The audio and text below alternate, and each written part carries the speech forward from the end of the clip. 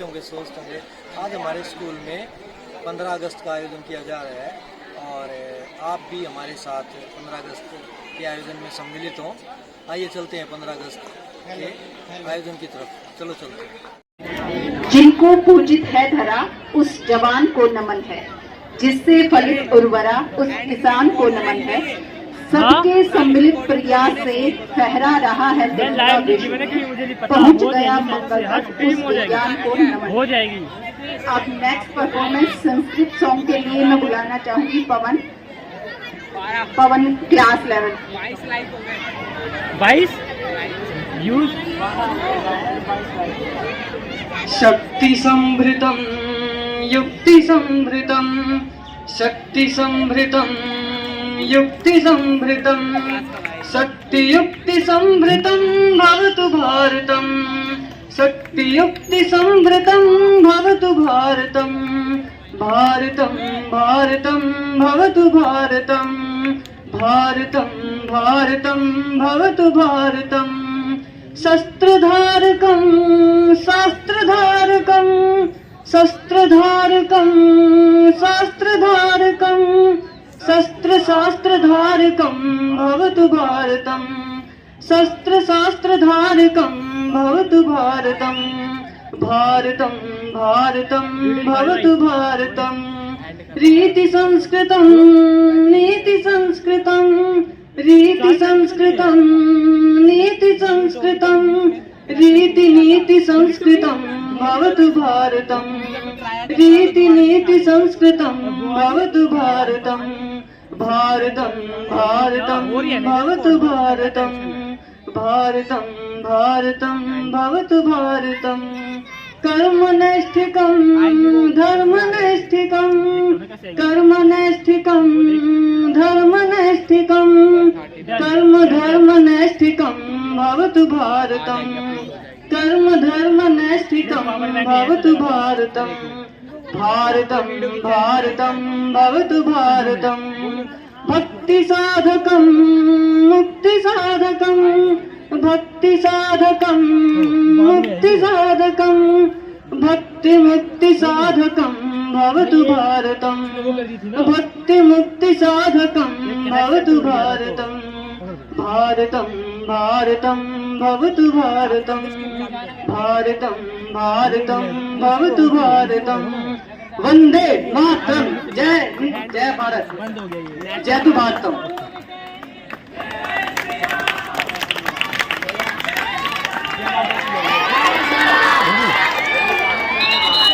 भारत माता की भारत माता की भारत माता की शांति। हमारे बीच में विद्यालय के एक एलुमनाई होनहार विद्यार्थी सन्नी भारद्वाज हैं। एक बाल कवि के रूप में विख्यात, एक क्रांतिकारी युवा। दो शब्द अपने विचार आपके सामने इस राष्ट्रीय पर्व पर प्रस्तुत करना चाहते हैं, तो मैं इनसे अनुरोध करूंगा कि वो मंच पर आए और आपको संबोधित करें। इनकी कविताएं जब ये विद्यालय में थे तो हर कार्यक्रम में एंकर के रूप में, कवि के रूप में और इन राष्ट्रीय पर्वों के लिए ये अपनी कविताओं को हमेशा गाते थे, सुनाते थे और बच्चों में जोश भरते थे। सन्नी भारद्वाज, जोरदार तालियों से इनका मंच पर स्वागत करें। जोरदार तालियां बेटा, आपके बीच में से ही बच्चे, और आप भी ऐसे ही कोई कवि, कोई नायक हो सकते हैं। ये सभी हमारे स्कूल के छात्र हैं जो यहाँ आप हमारे अध्यापकों के साथ बैठे हुए हैं। आप भी ऐसे हो सकते हैं, तो इनसे प्रेरणा लेते हुए सन्नी भारद्वाज दो शब्द।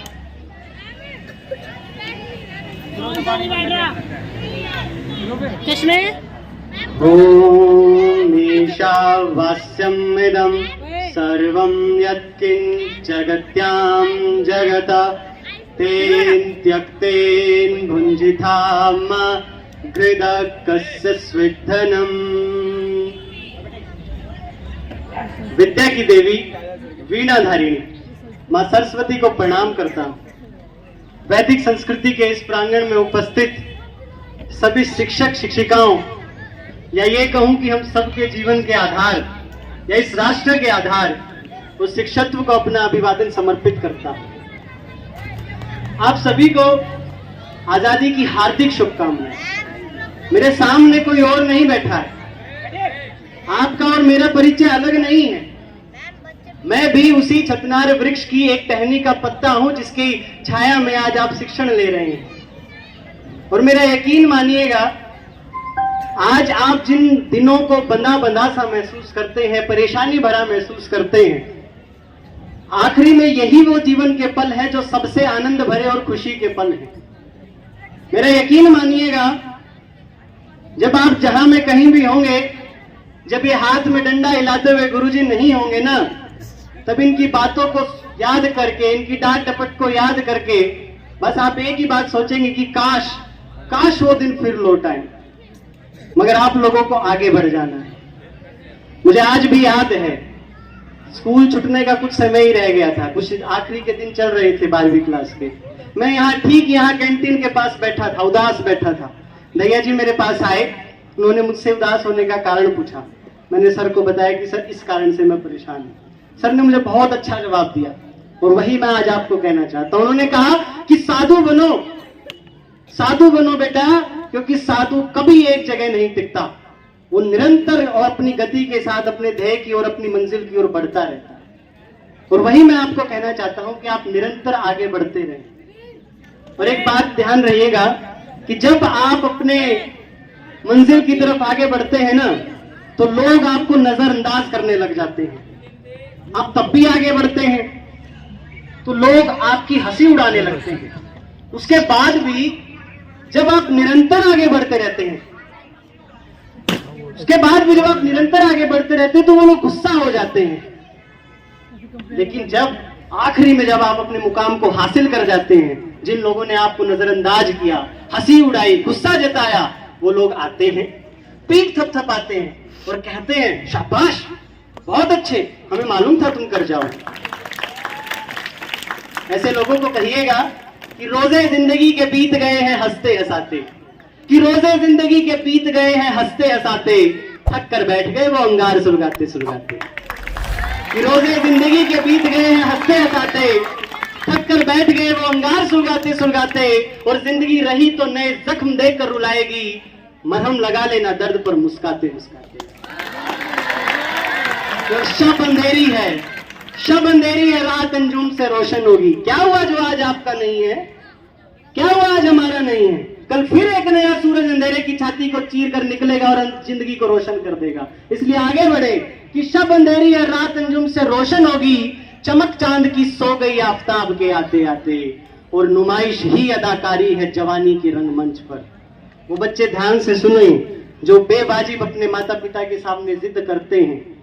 अपनी चादर से पैर बाहर फैलाने से पहले एक बार उस पिता के बारे में सोचिएगा जो जल रहा है धूप में और पसीना उगा रहा है मिट्टी में, ताकि तुम्हारे सर को छत और पेट को 2 वक्त की रोटी मिल सके।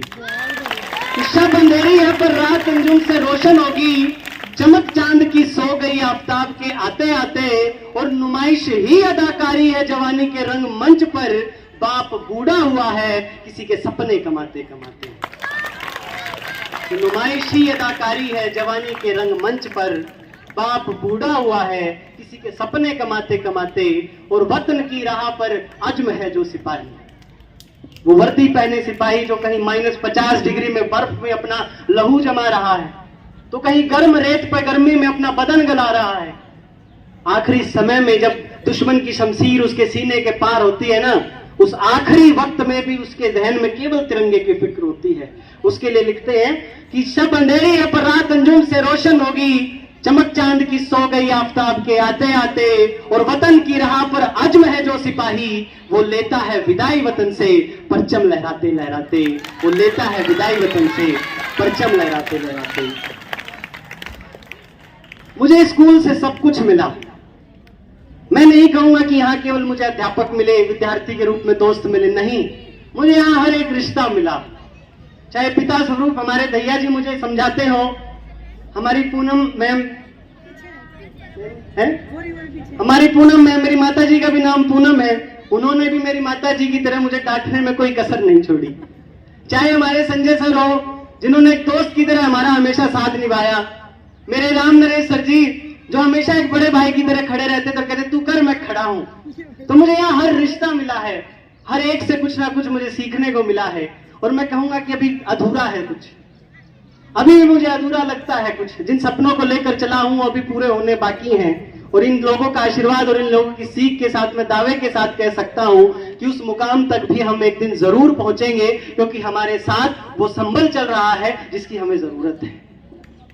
इसलिए कहता हूं कि कभी भी आप हार मत मानिएगा। जीवन में पथरीले रास्ते आएंगे, ऊंच नीच के रास्ते आएंगे, लेकिन कभी भी हार मत मानिएगा।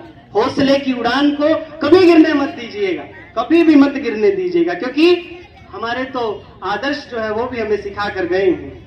युद्ध क्षेत्र के कुरुक्षेत्र के मैदान में श्री कृष्ण भी कहते हैं कि कृतम में दक्षिणे हस्ते मां सव्यो जव्यो आहिता, कि अगर कर्म तेरे सीधे हाथ में है तो विजय तो तेरे उल्टे हाथ का काम है। तो हमेशा अपने कर्मों को अच्छा बना के रखिएगा, सदाचार के साथ आगे बढ़ते रहिएगा। सफलता आपसे दूर नहीं है, विजय आपसे दूर नहीं है। माना मंजिल पर्वत सी है, क्या हुआ, लेकिन कोशिश इंसान की हमेशा पत्थरों से भी टकराती है, क्या हुआ। इसलिए हमेशा आगे बढ़ते रहिएगा। और आप लोगों का आह्वान करते हुए लिखता हूं कि जीवन के तूफान से अब पार पाना है, जीवन के तूफान से अब पार पाना है, मंजिल है पर्वत सी उसे छू कर आना है। बाद काली रात के एक सुबह को आना है, हिम्मत की दाद को हम सब ने माना है। कोशिशों की नाकामी से अब पीछा छुड़ाना है, जिद हार से कर जीत का किस्सा सुनाना है, जिद हार से कर अब जीत का किस्सा सुनाना है। कभी खुशी तो कभी गम है, कभी खुशी तो कभी गम है, ये जिंदगी का फसाना है। बढ़ते कदम चोट का मरहम है, ये तकलीफों का तराना है। बर्दाश्त की हद तक तुमको दर्द सहना है, कद नाप मेरा आसमां से जाकर कहना है। बर्दाश्त की हद तक तुमको दर्द सहना है, कद नाप मेरा आसमां से जाकर कहना है। और बिछी पड़ी अंगार है, तुझे खुद को आजमाना है। इन डगमगाते कदमों को उस मंजिल पर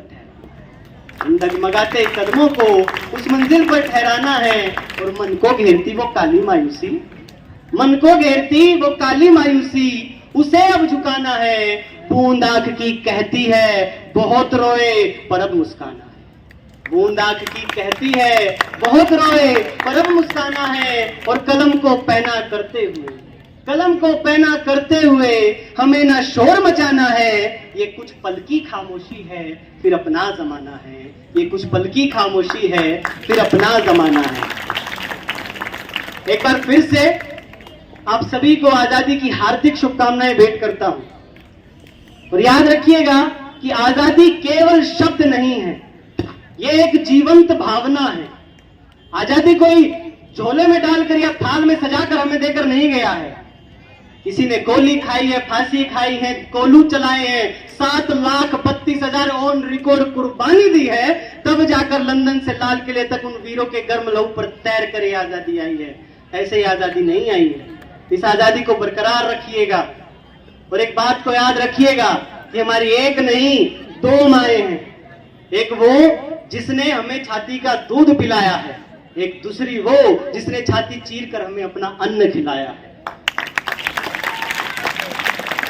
लंका से विजय प्राप्ति के बाद श्री राम जब अयोध्या पहुंचते हैं तो मिट्टी को हाथ में लेते हुए एक शब्द कहते हैं, मैम ने भी कहा भी था कि जननी जन्म भूमिश्च स्वर्गदापि गरियसी, कि जन्म देने वाली माता और जिस भूमि पर हमने जन्म लिया है वो स्वर्ग से बड़ी है, उस स्वर्ग से महान है।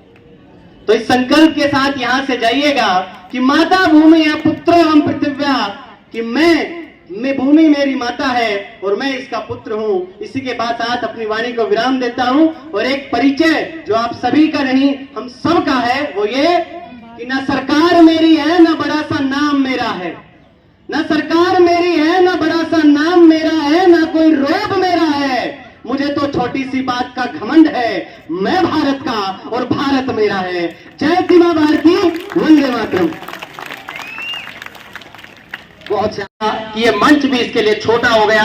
जोरदार तालियां सन्नी भारद्वाज के लिए, यहीं से पढ़ा हुआ बच्चा एक कविता और बहुत अच्छी मुझे ध्यान आती है सन्नी की। सन्नी एक सेकेंड। बिलखती गुड़िया, 2 लाइन। बिलखती गुड़िया इनकी बहुत अच्छी कविता है, वो जरूर सुन के जाएं।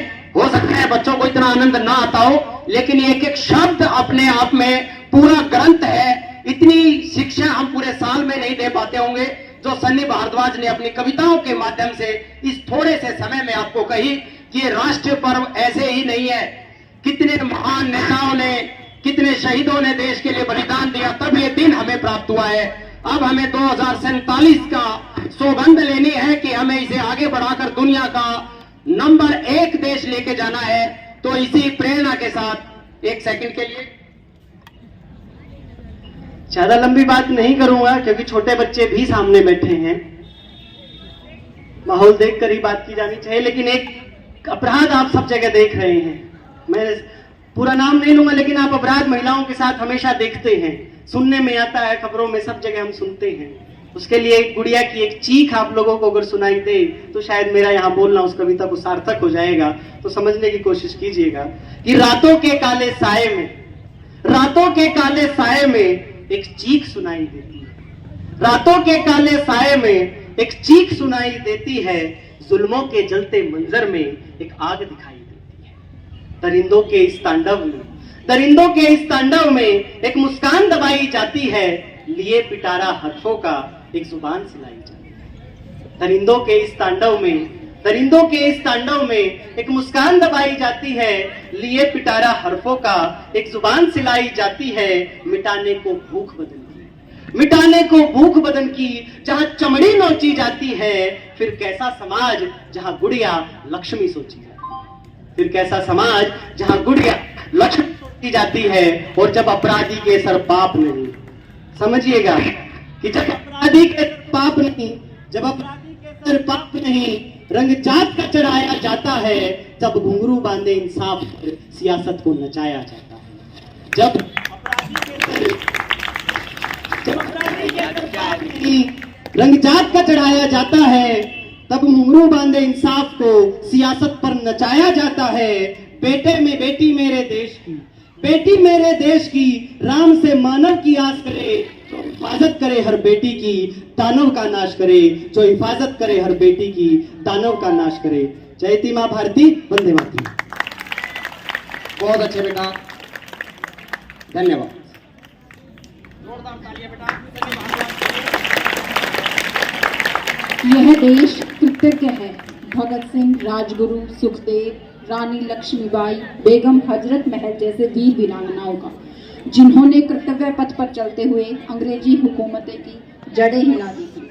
ऐसे ही कुछ वीर शहीदों के नाम जो वर्तमान में भुला दिए गए हैं, उनके योगदान को हमारे सामने बयां करने आ रहे हैं स्वास्थ्य कैंट ग्रुप। आदरणीय प्रधानाचार्य जी, अतिथिगण महोदय एवं यहाँ उपस्थित सभी को मेरा नमस्कार। आज हम आपको कुछ ऐसे स्वतंत्रता सेनानियों से परिचित कराने जा रहे हैं जिनका वर्तमान समय में कोई जिक्र नहीं और वो विलुप्त होने की कगार पर हैं। उन महान सेनानियों की शुरुआत होती है मातंगिनी हाजरा से। वो एक ऐसी स्वतंत्रता संग्राम सेनानी थी जिन्होंने भारत छोड़ो आंदोलन एवं असहयोग आंदोलन के दौरान भाग लिया था। एक जुलूस के दौरान वे भारतीय झंडे को लेकर आगे बढ़ रही थी कि तभी कुछ पुलिसकर्मियों ने उन पर गोलियां चला दी। उन्हें 3 गोलियां लगी, परंतु उन्होंने झंडा नहीं छोड़ा और वंदे मातरम के नारे लगाती हुई शहीद हो गई। सेनापति बापट सत्याग्रह के एक नेता होने के कारण उन्हें सेनापति कहा जाता था। स्वतंत्रता के बाद पहली बार उन्हें पुणे में भारतीय ध्वज को फहराने का सम्मान मिला था। तोड़फोड़ और सरकार के खिलाफ भाषण करने के कारण उन्होंने खुद की गिरफ्तारी दी थी। वे एक सत्याग्रही थे जो कि हिंसा का मार्ग नहीं चुन सकते थे। श्री रामुलु वह महात्मा गांधी के कट्टर समर्थक होने के साथ साथ ही एक महात्मा गांधी के कट्टर भक्त थे।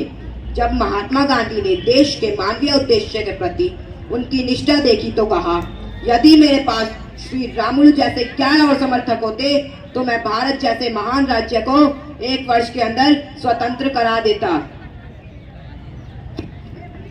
तारा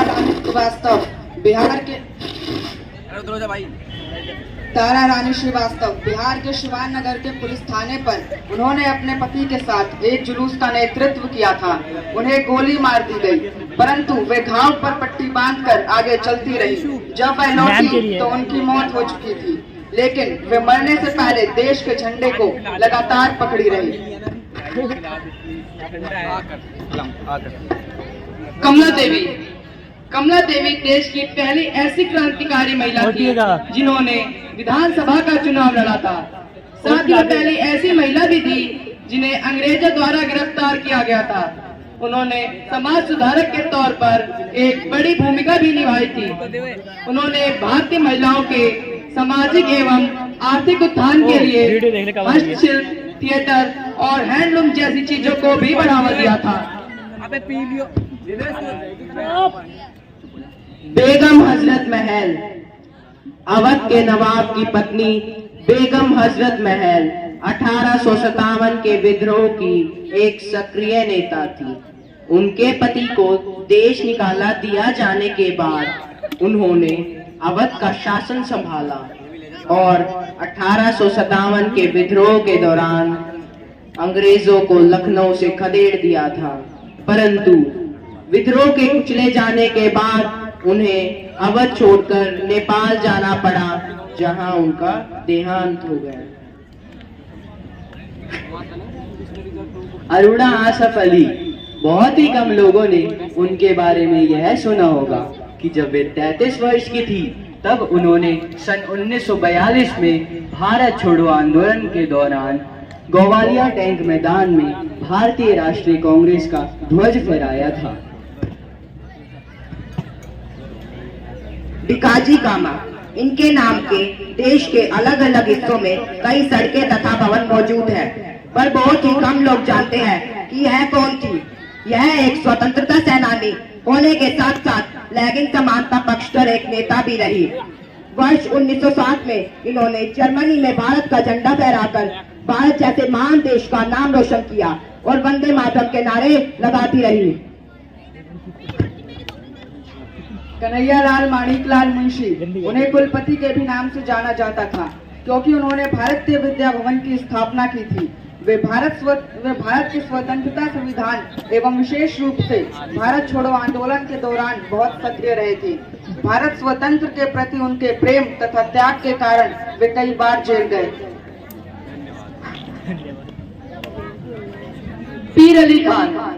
पीर अली खान शुरुआती विद्रोहियों और स्वतंत्रता सेनानियों में से एक थे। उन्होंने 1857 के स्वतंत्रता आंदोलन में भी भाग लिया था। उन्हें इस कारणवश कि उन्होंने स्वतंत्रता आंदोलन में भाग लिया, इस कारण उन्हें 14 अन्य लोगों के साथ फांसी पर चढ़ा दिया गया। वे देश के वीर, देश का तिरंगा लहराते लहराते देश के प्रति शहीद हो गए। उन वीरों को मैं शत शत नमन करता हूँ।